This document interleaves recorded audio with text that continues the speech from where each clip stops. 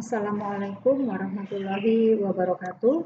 Selamat pagi, salam sejahtera untuk kita semua. Baik, pada pertemuan kelima ini kita akan membahas tentang multinational corporation and foreign investment atau perusahaan multinasional dan investasi asing. Nah, sebelum kita bahas tentang investasi, kita bahas dulu tentang apa itu perusahaan multinasional. Nah, ada beberapa definisi ya. Yang pertama menurut Seoul, MNC adalah sebuah perusahaan yang berbasis di satu negara atau disebut dengan negara induk dan memiliki kegiatan produksi serta pemasaran di satu atau lebih negara asing atau negara tuan rumah. Sedangkan menurut Serto, MNC adalah sebuah perusahaan yang memiliki operasi yang signifikan pada lebih dari satu negara dengan kekuatan modal, teknologi, dan sistem manajemen yang baik. Nah, MNC mengontrol aliran modal, teknologi, bahkan distribusi barang melintasi batas-batas negara. Nah, itu dari tentang MNC. Nah, sedangkan tentang investasi. Ya. Pengertian investasi menurut James Van Home adalah kegiatan yang dilangsungkan yang memanfaatkan pengeluaran kas pada waktu sekarang ini dengan tujuan untuk menghasilkan laba yang diharapkan di masa yang akan datang. Sedangkan menurut Versgraf, ya, investasi itu menyatakan adalah aktivitas yang berkaitan dengan usaha penarikan sumber-sumber yang dipakai untuk mengadakan barang modal pada saat sekarang ini, dan dengan barang modal tersebut akan dihasilkan aliran produk baru di masa yang akan datang. Nah, ada dua bentuk investasi, yaitu investasi langsung dan investasi tidak langsung. Investasi langsung itu bisa dilakukan dengan cara mendirikan pabrik, mendirikan bank, mendirikan toko, mendirikan kios kecil, atau juga dengan membeli tanah. Nah, sedangkan investasi tidak langsung itu berupa saham, obligasi, ya, menanam uang pada deposito di bank. Nah, oke, faktor pendorong ekspansi MNC, ya. Jadi kelahiran MNC itu sebagai sebuah evolusi terbaru dari dunia kapitalis, itu menurut Harry Magdoff. Kelahiran MNC dapat dipahami dari catatan-catatan yang ditulis oleh Marx mengenai perilaku-perilaku kaum kapitalis. Oke.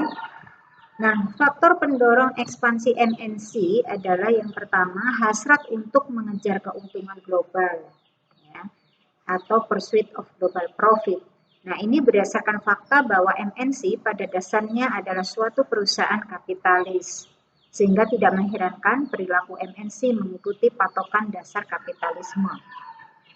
Yang kedua adalah keinginan mencari dan memperoleh suplai bahan mentah atau yang sering disebut dengan raw edge, ya. Nah, jadi ini adalah perusahaan-perusahaan yang material seekers atau memang mencari bahan baku. Ya, di sini Anda bisa baca ada beberapa perusahaan, ya, yang termasuk dalam jenis ini. Nah, kemudian adalah melayani pasar secara langsung atau market seekers. Nah, ini yang langsung bersentuhan dengan konsumen, ya.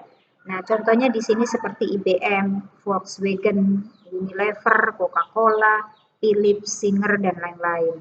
Ya, jadi mereka dengan meminimumkan biaya atau cost minimizer. Nah, pendekatan evolusioner dalam melakukan ekspansi ke luar negeri adalah suatu tanggapan untuk meminimumkan risiko, ya, untuk beroperasi dalam lingkungan asing yang diliputi dengan penuh ketidakpastian. Ya. Nah, berikutnya adalah tahap internasionalisasi, ya, yaitu melakukan ekspor ke pasar internasional, bisa melalui jaringan independen atau agen penjualan, atau bisa juga dengan melakukan licensing atau memberikan lisensi, ya, kepada pabrik di luar negeri. Terus kemudian bisa juga dengan mendirikan sales outlet di pasar luar negeri dengan cara mengakuisisi perusahaan lokal atau mendirikan fasilitas baru.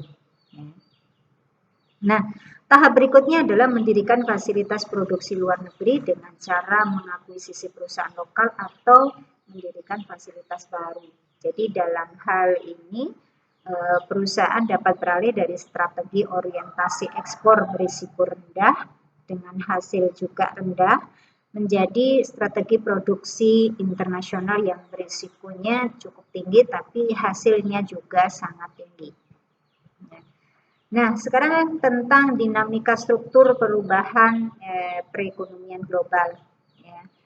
Nah, perubahannya terjadi sekitar tahun 70-an ya, di mana struktur perekonomian khususnya sektor manufaktur.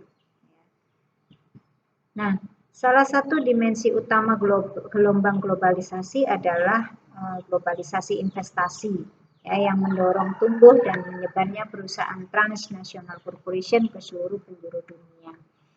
Nah, jadi ini nanti Anda bisa pelajari lebih detail di buku panduan atau buku referensinya ya, tentang apa itu perusahaan multinasional, terus kemudian ada transnational corporation ya, yang biasa PBB menyebutnya seperti itu ya. Nah, satu hal yang sangat penting dan diutamakan adalah dalam melakukan kerjasama investasi harus tetap menjunjung kepentingan nasional, ya, artinya kepentingan dalam negeri, ya, dengan memperhatikan kelangsungan hidup dan kedaulatan negara, baik ekonomi, politik maupun keamanan militer. Nah, berikutnya kita bahas tentang dampak negatif maupun dampak positif dari adanya MNC, ya. Nah, dampak positifnya adalah satu, peranannya dalam mengisi kekosongan atau kekurangan sumber daya antara tingkat investasi yang ditargetkan dengan jumlah aktual atau tabungan domestik yang dapat dimobilisasikan. Nah, kemudian yang kedua adalah dengan memungut pajak atas keuntungan perusahaan multinasional dan ikut serta secara finansial dalam kegiatan-kegiatan mereka di luar negeri. Jadi ini akan meningkatkan perolehan negara. Kemudian yang ketiga, perusahaan multinasional juga berguna untuk mendidik para manajer lokal agar mengetahui strategi dalam rangka membuat relasi dengan bank-bank luar negeri, ya, mencari alternatif pasokan sumber daya, serta memperluas jaringan pemasaran sampai ke tingkat internasional. Nah, adapun dampak negatifnya adalah negara-negara berkembang itu menjadi sasaran dari perusahaan multinasional, ya, karena negara-negara ini menghadapi dilema di mana sebagian besar negara terlalu lemah untuk menerapkan prinsip antar aturan hukum dan juga perusahaan-perusahaan raksasa ini menjalankan kepentingan ekonomi untuk kepentingan mereka sendiri. Nah, yang kedua, perusahaan multinasional juga merusak perekonomian tuan rumah dengan cara merusak semangat dari pengusaha-pengusaha lokal.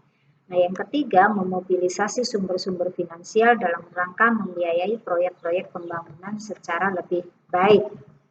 Nah, itu adalah dampak negatif dan positif dari MNC atau multinational corporation. Baik, itu tadi yang bisa saya sampaikan. Nah, yang bisa disimpulkan adalah bahwa MNC sangat berperan dalam perekonomian global, terutama yang berkaitan dengan investasi asing, ya, baik investasi langsung maupun tidak langsung. Nah, sekian penjelasan dari saya. Lebih detailnya Anda bisa membaca buku acuan yang sudah kita tentukan dan silakan dikerjakan tugas-tugasnya dengan baik. Silakan juga kalau misalnya ada yang perlu didiskusikan, bisa melalui forum. Nanti kita bisa membuat satu forum di e-learning tentu saja.